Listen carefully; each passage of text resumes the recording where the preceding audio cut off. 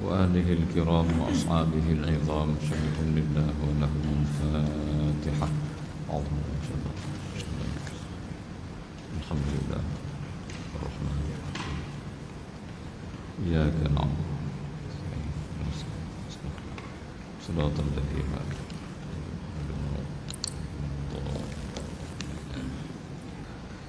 بسم الله الرحمن الرحيم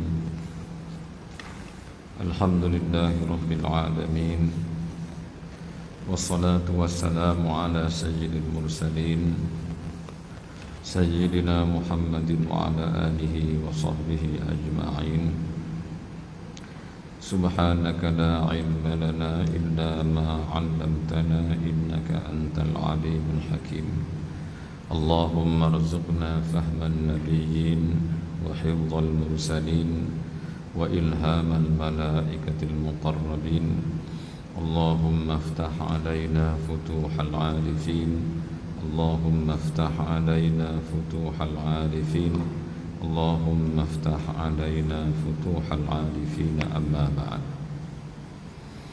السلام عليكم ورحمة الله وبركاته.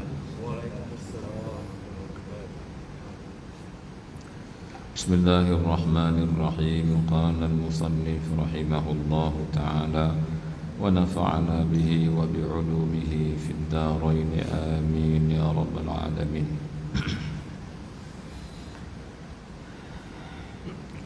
Kerana bahawasanya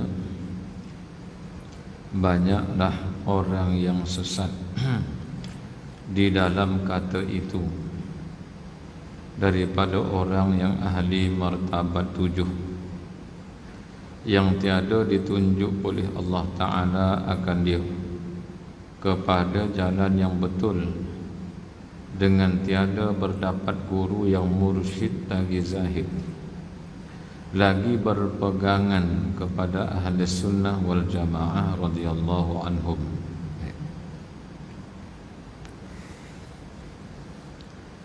Kerana bahawasanya ini masalah sifat qidam, masalah sifat qidam.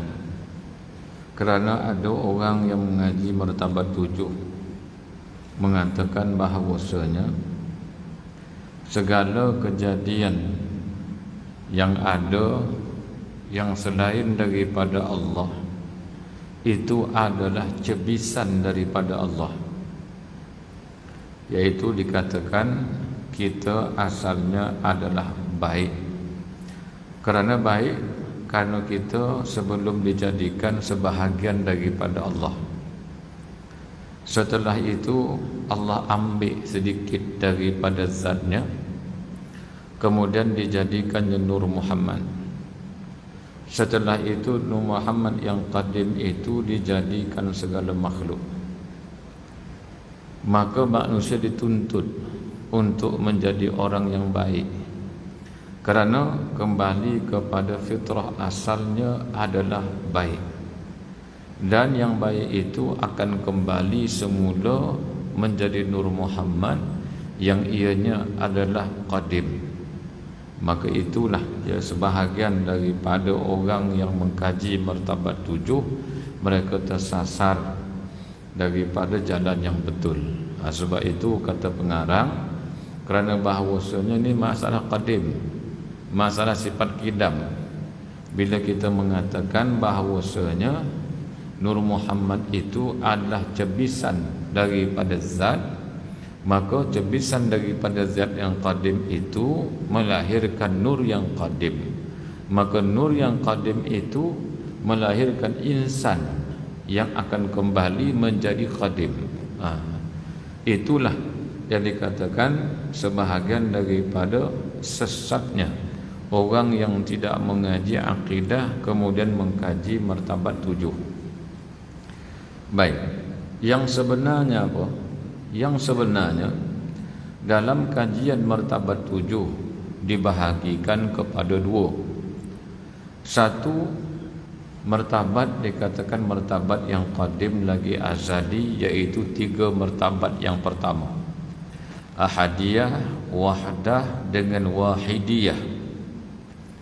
Itu kita melihat ya, orang-orang lama dulu buat masjid, buat surau atap dia 3. Ya, kemudian tangga dia 4 mata, kerana di bawah itu tidak lagi qadim. Itu martabat zuhur nama dia, atau martabat hadis. Bila dia alam arwah, alam misal, alam ajsam, alam insan, atau dipanggilkan martabat jami'. Yang 4 itu adalah martabat yang tidak qadim. Jadi Nur Muhammad itu adalah satu daripada makhluk Allah Ta'ala. Itu disebutkan dalam Ashraful Wasail fi Fahmi Syama'il yang dikarang oleh Al-Imam Ibn Hajar. Dan banyak lagi ulama-ulama kita yang membahaskan tentang kejadian Nur Muhammad sallallahu alaihi wasallam. Itu dikatakan sebagai asal segala kejadian. Maka yang qadim adalah Allah, dikatakan ahadiyah zat. Kemudian sifat Allah dikatakan wahdah atau ta'ayyun awal. Kemudian martabat dikatakan asma Allah Ta'ala, yang itu dikatakan wahidiyah atau ta'ayyun tsani. Yang ketiga-tiga itu dikatakan martabat la zuhur, itu tidak ada kenyataannya. Dan segala sesuatu yang terkandung di dalam ilmu Allah, yaitu maklumatnya, dikatakan qadim, selama tidak keluar secara nyata dalam alam arwah sehingga alam insan, maka itu dikatakan qadim belaka. Seperti kita memikirkan sesuatu, kita fikirkan sebuah rumah yang nak kita buat. Rumah yang nak kita buat, selama mana tidak terjelma rumahnya, maklumat itu di dalam otak kita, maka rumah itu sebahagian daripada kita kerana berada di dalam khayalan kita. Tetapi setelah dibuat rumah, maka dia keluar daripada pemikiran kita ke bentuk yang dapat dilihat. Sebelum kejadian segala makhluk ini, segala-galanya itu di dalam ilmu Allah Ta'ala. Maka itu dikatakan itulah martabat, iaitu ta'ayyun awal nama dia dalam kajian martabat 7. Dalam kajian martabat 7 inilah orang mengaji masalah ta'alluqatul ma'ani, iaitu ta'alluq sifat ma'ani. Di dalam itu ada dibahaskan, termasuk dalam kitab Usulul Fiqh dibahaskan juga berkenaan dengan khitab Allah Ta'ala, iaitu bila Allah mewajibkan sesuatu. Sejak bila? Sejak ada insan, atau ketika ta'alluq saluhi qadim dalam ilmu, dalam kudrah Allah Ta'ala.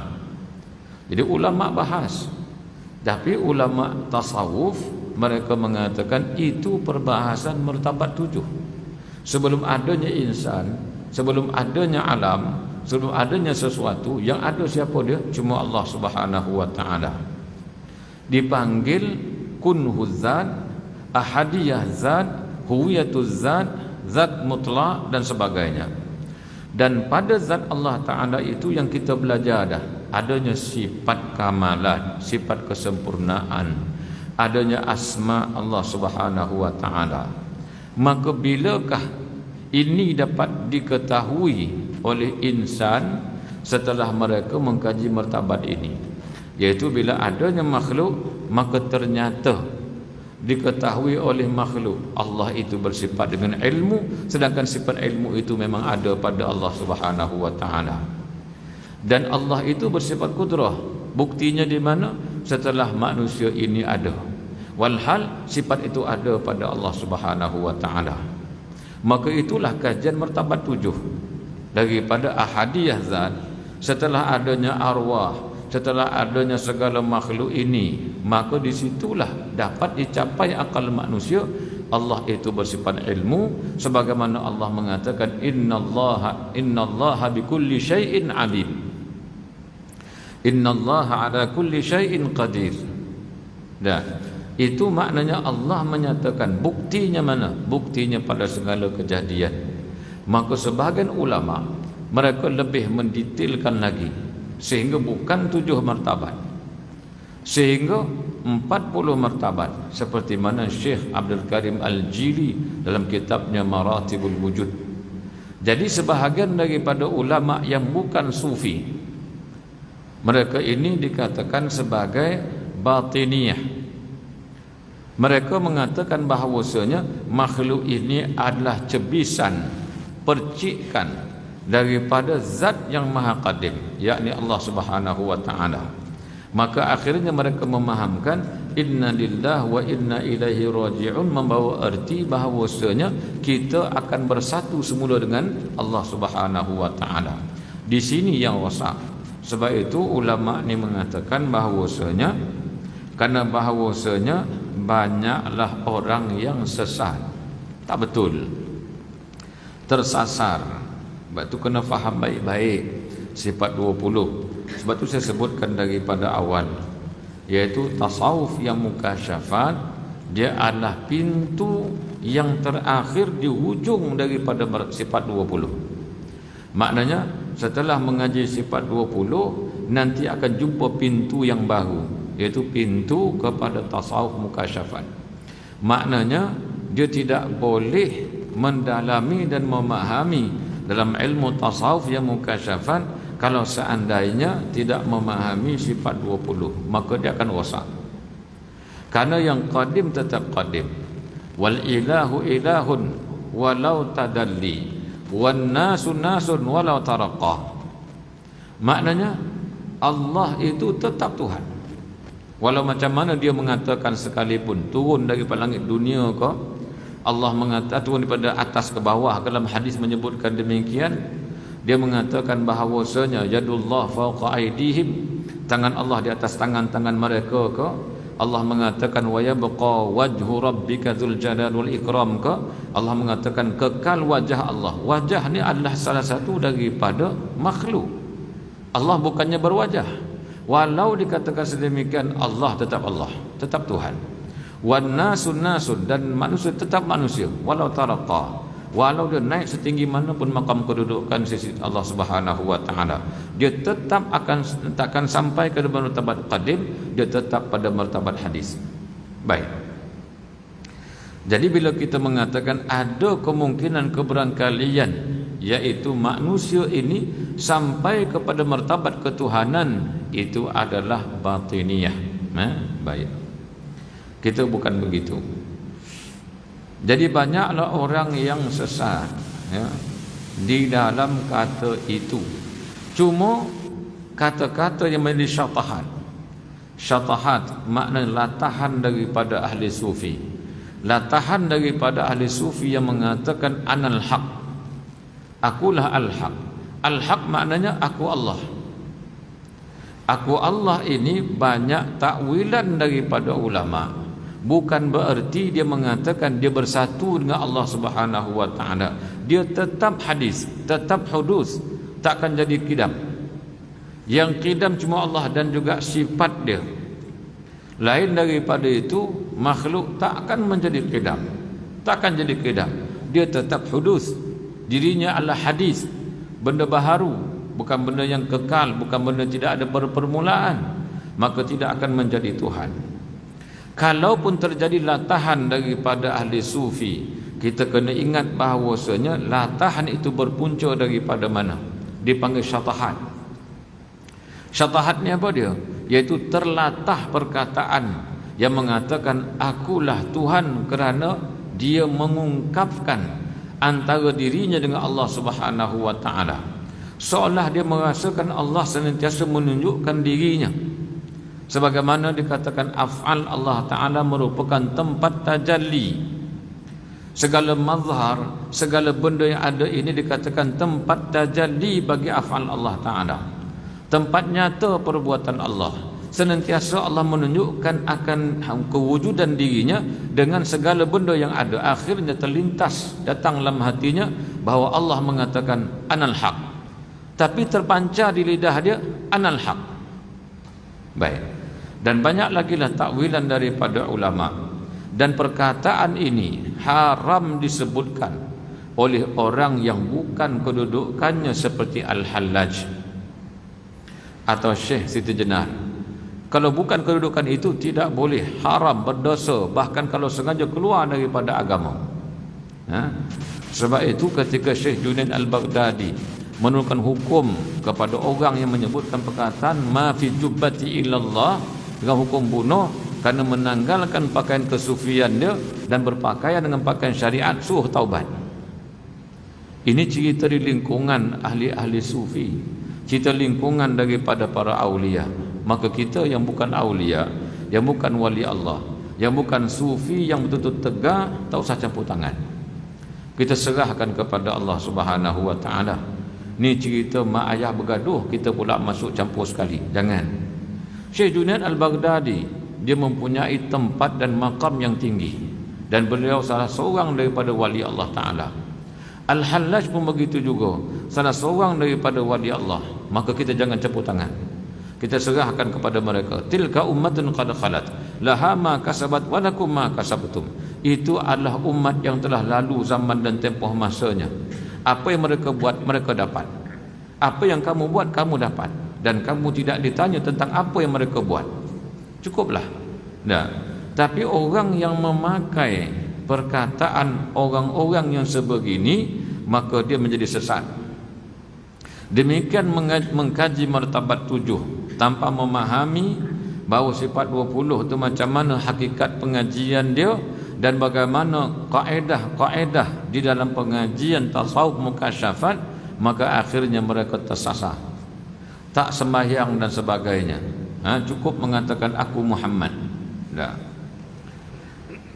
Kemudian banyaklah orang yang sesat di dalam kata itu daripada orang yang ahli martabat 7. Makna di sini bukan ahli yang sebenar, tetapi orang yang mengkaji martabat 7 dalam keadaan tidak mempunyai persiapan yang betul-betul boleh untuk masuk ke dalam pengajian martabat 7, ya. Kerana berenang di lautan yang sangat dalam tanpa ada peralatan, maka lemas. Kapal yang besar sekalipun, ya, Titanic kan, dia berlayar di lautan Atlantik, akhirnya tenggelam juga. Ini kan pula boleng, tak ada apa-apa, tak ada dengan tong gas, tak ada apa pun, tak ada, tiba-tiba nak berenang lautan yang dalam, maka kita akan rosak. Baik. Dan sebab itu ulama sufi, ya, antara siapa dia? Syekh Muhammad Nafis yang karang kitab itu Badrun Nafis.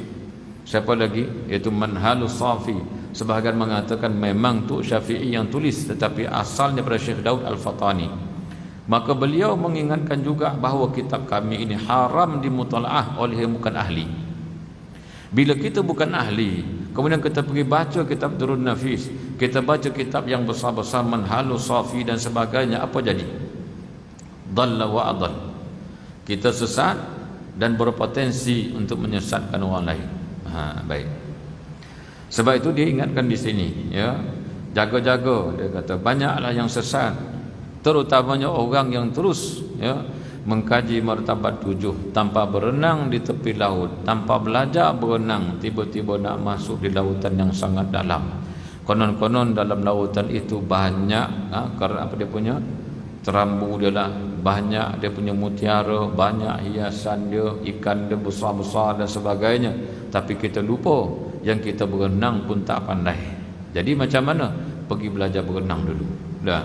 Pergi belajar berenang dulu, buat kajian dulu macam mana, kan? Persiapkan diri dahulu dengan kita stamina kita dan sebagainya.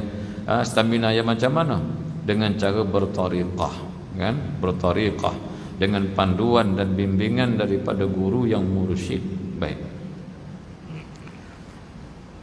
Orang yang ahli martabat 7, orang itu yang tiada ditunjuk oleh Allah Ta'ala akan dia, akan orang-orang yang ahli martabat 7. Maknanya ada yang ditunjuki oleh Allah, sebahagiannya tidak ditunjuki kerana dia bukan orang yang boleh berenang di lautan yang dalam. Baik.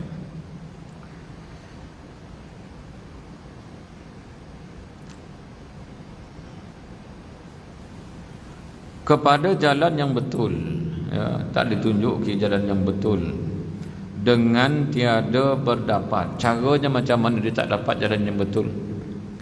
Caranya dengan tiada berdapat. Ini dikata dengan makna taswir.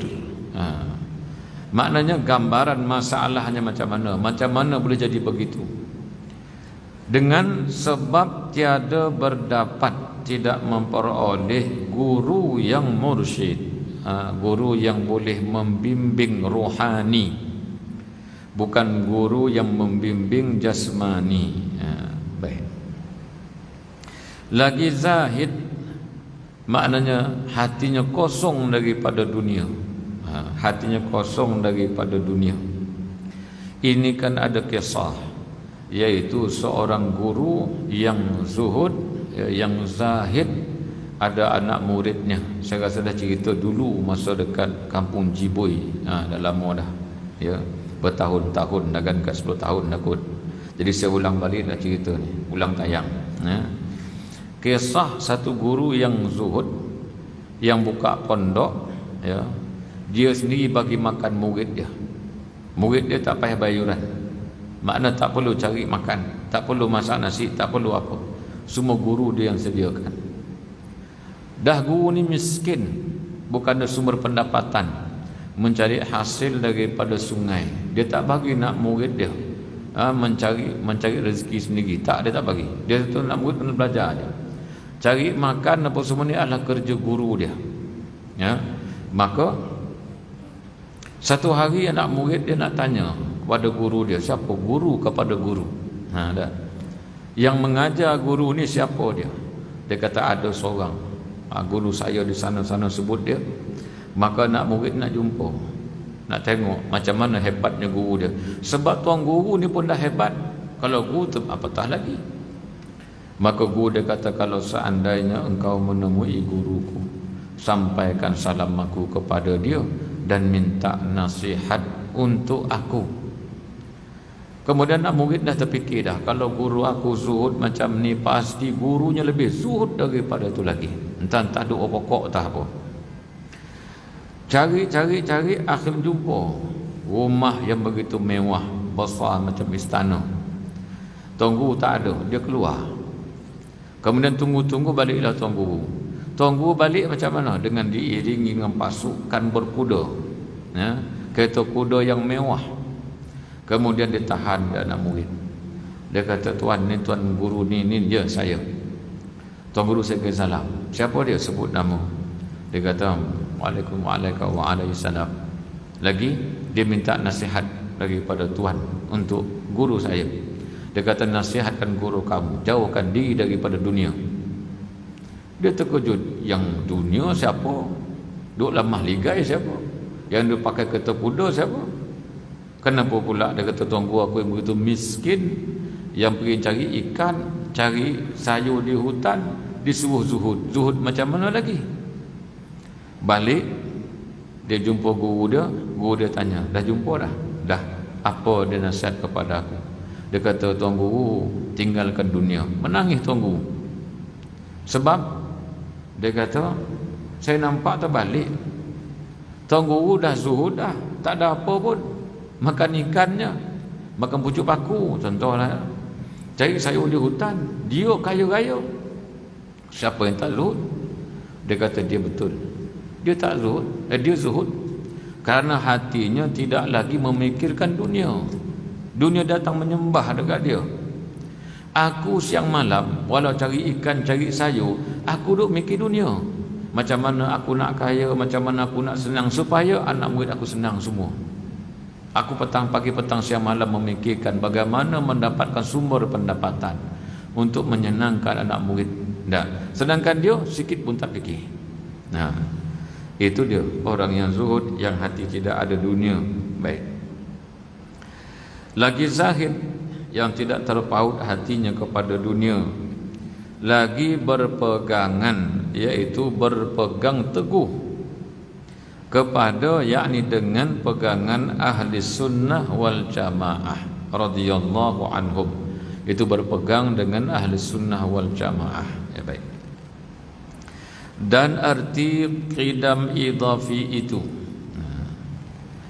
qidam idhafi itu iaitu racan, satu ungkapan daripada lama wujudnya, iaitu wujudnya lama tapi akan menemui adam juga, akan binasa. Baik, maka iaitu mustahil kepada Allah Ta'ala. Bukan makna Allah Ta'ala tu akan wujud selama katakan 2 juta tahun, lepas 2 juta dia tak ada dah. Itu dikata, kalau pengarang ni mengatakan itulah qidam atau qadim idhafi. Tapi yang kita mengaji, sebagian ulama mengatakan qadim idhafi itu adalah nisbah dahulu dan kemudian. Seperti anak dengan bapa. Bapa itu adalah qadim yang idhafi kerana dulu ada sebelum ada anak dia. Baik. Kata pengarang ini iaitu qidam idhafi bererti lama masa. Sama dengan fahaman Mu'tazilah terhadap ahli syurga. Mu'tazilah mengatakan ahli syurga itu satu masa nanti akan mati semua. Kerana khalidina fiha, kekal mereka itu di dalamnya, bukan membawa erti kekal yang hakiki, tetapi membawa makna lama dia akan berada di syurga tetapi akhirnya binasa juga. Ahli sunnah mengatakan bahawa manusia masuk ke syurga itu kekal, dikekalkan oleh Allah, bukan hakikatnya kekal. Karena kalau hakikatnya memang kekal, itu Allah Ta'ala. Selain daripada Allah itu menerima binasa, maka masuk ke syurga sekalipun kekal, tetapi dikekalkan oleh Allah, maka masih berta'aluk kepada kudrah iradah Allah. Ini dalam bab ta'aluk kudrat iradat dibincangkan. Itu ta'aluk tanjizi qadim, iaitu ta'aluk qabdah, masih dalam qabdah, genggaman Allah. Setelah manusia dibangkitkan masuk ke dalam syurga, masih dita'aluk oleh ta'aluk qabdah. Kalau Allah mengkehendaki binasa, maka dibinasakan. Artinya manusia yang masuk ke dalam syurga itu dia boleh tidak dikekalkan oleh Allah seandainya Allah mengkehendaki. Tetapi kita lihat kepada janji Allah. Allah tidak pernah mungkir janji. Allah mengatakan khalidina fiha abada, mereka kekal dalam syurga itu selama-lamanya, maka kekallah. Baik. Kemudian jadi sebahagian daripada orang yang mengatakan Allah itu akan binasa juga, itu faham qadim idhafi, kata pengarang. Baik. Dan demikian lagi mustahil kepada Allah Subhanahu wa taala pula baqa idhafi, kekal tapi takkan selamanya. Baik. Dan iaitu rajan atau satu ungkapan daripada kekal barang sesuatu di dalam dua zaman, antara ada dengan tidak ada. Maknanya kekalnya tidak berterusan, satu masa nanti akan menemui adam, maka itu mustahil. Ketiga, sifat qidam baqa mukhalafah. Ketiga daripada sifat salbiyah, bukan ketiga daripada sifat 20. Sifat 20 yang keempat, wujud qidam baqa mukhalafah. Susunan sifat salbiyah yang bangsa menafikan salbi atau insilab, nafi atau intifa. Kita dah bincang dah dulu. Itu istilah aja, istilah. Jadi macam mana kita nak faham? Kita kata salbiyah ni tadi ada berunsur penafian. Baik. Ketiga, mukhalafatuhu ta'ala lil hawadis. Artinya, arti mukhalafatuhu ta'ala lil hawadis, tiada bersamaan wujud Allah Ta'ala itu bagi segala wujud yang baharu. Baharu apa? Baharu wujud. Baik. Artinya tiada bersamaan, tak sama. Itu mukhalafah. Wujud Allah Ta'ala itu, wujud zatnya, wujud sifatnya, dan wujud af'alnya tak sama dengan wujud zat makhluk, sifat makhluk, perbuatan makhluk. Tak sama. Baik. Apa tak sama? Kita buat reban ayam, Allah buat pokok. Sama ke tak sama? Tak sama. Kita bukan buat reban ayam. Tak. Kita cuma mencantum-cantumkan papan. Yang papan itulah dicipta oleh Allah daripada tak ada kepada ada. Allah menciptakan pokok, manusia mengambil manfaat daripada pokok, dibuatnya papan, dicantum-cantumkan, diambilnya paku yang daripada besi yang dicipta oleh Allah Ta'ala. Manusia pun ambil jadikan paku, dipakukan ke tiang, maka bentuk yang sedemikian dipanggil reban ayam. Baik, manusia mencipta? Tidak mencipta, sekadar mencantum-cantumkan sesuatu yang telah diciptakan oleh Allah. Baju begitu juga, Allah menjadikan pokok, mengeluarkan kapas, manusia mengambil manfaat daripada kapas tersebut, tidak menjadikan apa-apa, mencantum-cantumkan yang hakikatnya cuma amrun iktibari. Inilah masalah wujud. Kewujudan baju, kewujudan apa sahaja yang ambil manfaat daripada ciptaan Tuhan lebih kepada amrun iktibari, benda yang wujud pada akal, tidak pada hakikat.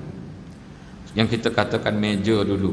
Meja ni apa dia? Mana meja? Ini cuma papan. Meja tak jumpa. Kita kata meja mana? Ni meja, ni papan. Mejanya mana? Oleh kerana bentuk yang sebeginilah dikatakan meja. Walhal meja itu tidak dapat ditunjukkan. Ini dikatakan amrun iktibari. Baik.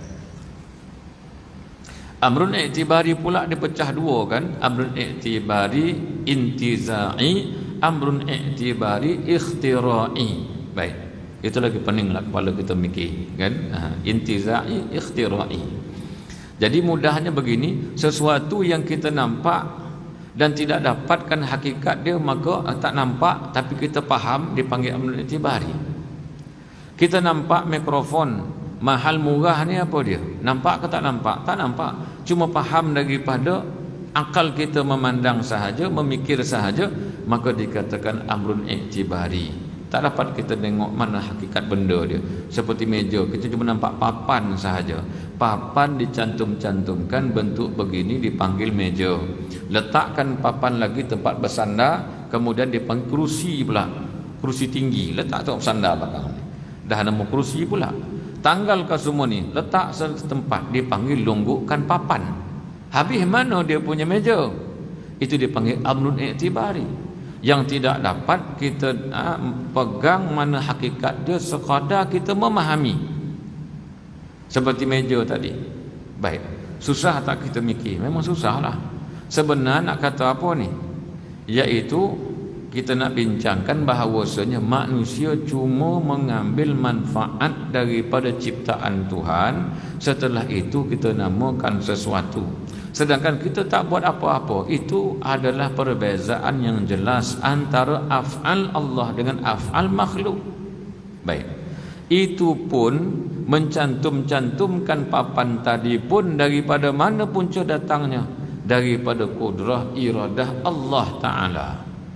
Maka manusia yang buat itu tadi, nampak yang dilihat meja, tapi yang difikirkan sebaliknya, iaitu kekuasaan Allah, kebijaksanaan Allah, bagaimana kehendak Allah.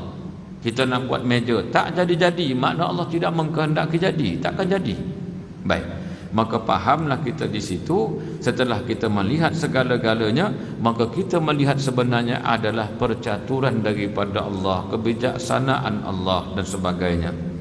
Baik, ini yang dikatakan tadi, iaitu bila mana dia melihat segala-gala datang daripada Allah Ta'ala, maka jadilah syatahat tadi. Baik. Yang tak jadi itu macam mana? Karena jiwanya penuh dengan makhluk, duk fikir makhluk semata-mata. Baik. Kemudian halnya semata-mata wujud Allah itu di dalam zatnya dan sifatnya dan af'alnya. Ini kita kata tadi, ya. Zat manusia dia terbina daripada kulit, daripada daging, daripada darah, daripada lemak, itu zat makhluk. Allah bukan berdarah, berdaging, berkulit, tidak. Sifat Allah itu sebahagiannya ta'alluq taksir, memberi bekas, mengada atau meniadakan. Makhluk tidak dapat dia mengadakan pokok, tidak dapat mengadakan besi. Yang dia dapat cuma ambil manfaat daripada sesuatu yang dijadikan Allah bernama besi, dibuatnya paku. Baik. Kemudian demikian juga af'al perbuatannya. Jadi perbuatan Allah tak sama dengan perbuatan makhluk. Kerana itulah berkata-kata musannif radhiyallahu anhu, wa annahu lima yanadul adamu mukhalifun burhanuha dzal qidamu. Baik. Wa annahu, kana sesungguhnya di sana, lima, kana barang yang yanalu mencapai al-adamu oleh ketiadaan itu mukhalif, bersalahan. Burhanu hadza, bermula hujjah ini tentang mukhalafah lil hawadis al-qidamu ala sifat qidam. Baik. Yakni arti perkataan musannif yaitu ya al-Imam Al-Laqani, yakni bahawa sesungguhnya. Jadi saya simpulkan tadi tuan-tuan, yang tadi kita bincang tu apa dia? Ya.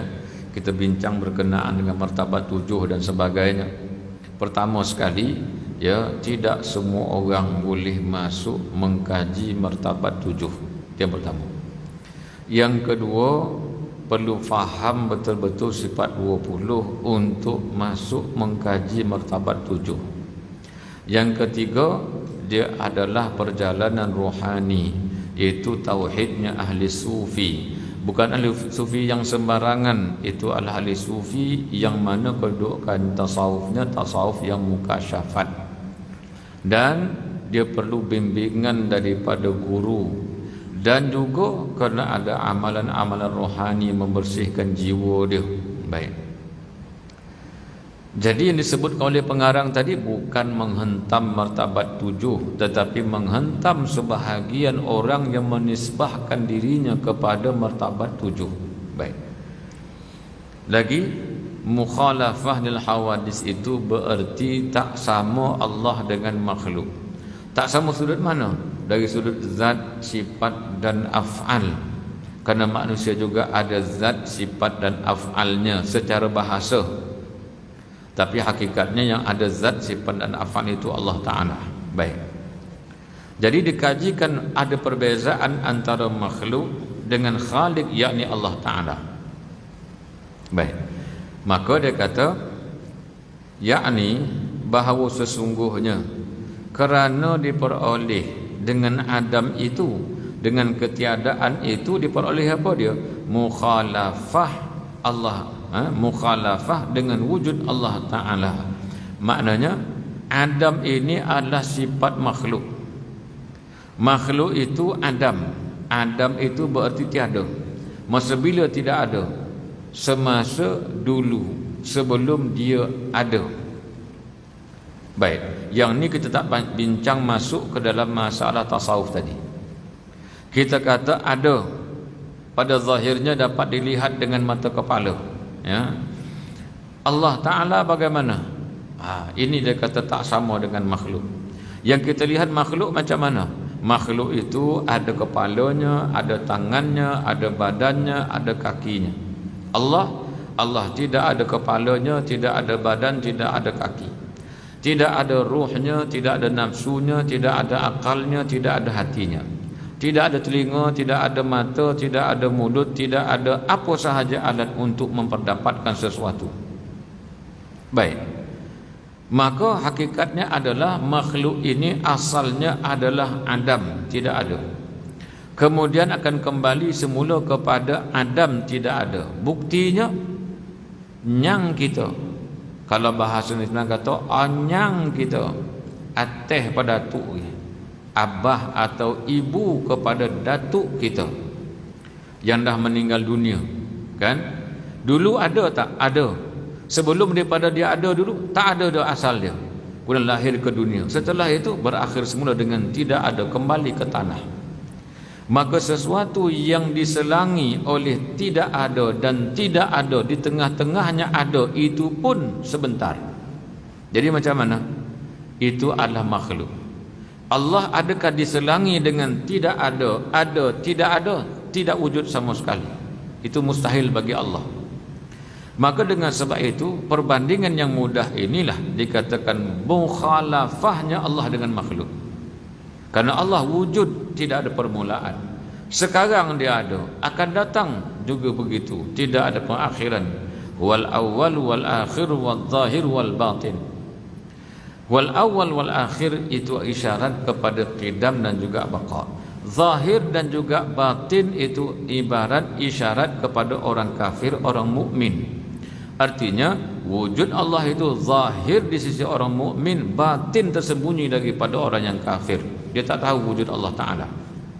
Baik, walau banyak sekali pembuktinya, maka tidak dapat juga dia melihat. Itu batin namanya.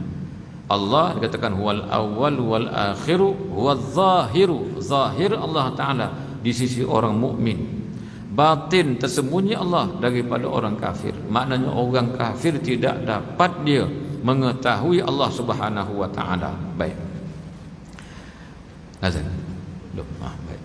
Adam tadi itu yang mengepit antara wujud makhluk tadilah menjadi bukti yang kuat bahawasanya makhluk mukhalafah.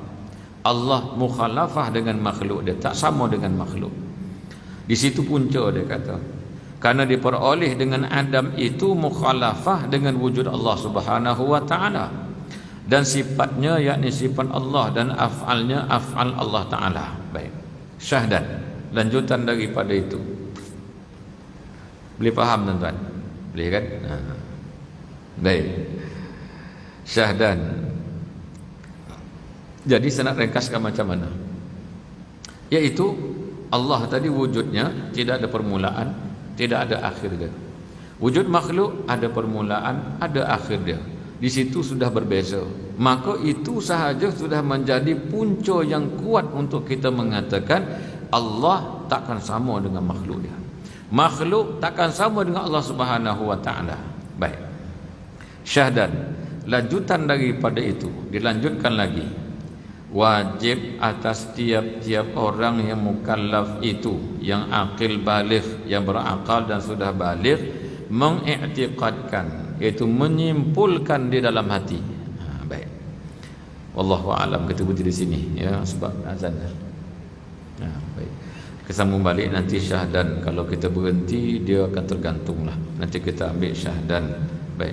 Al-Fatihah.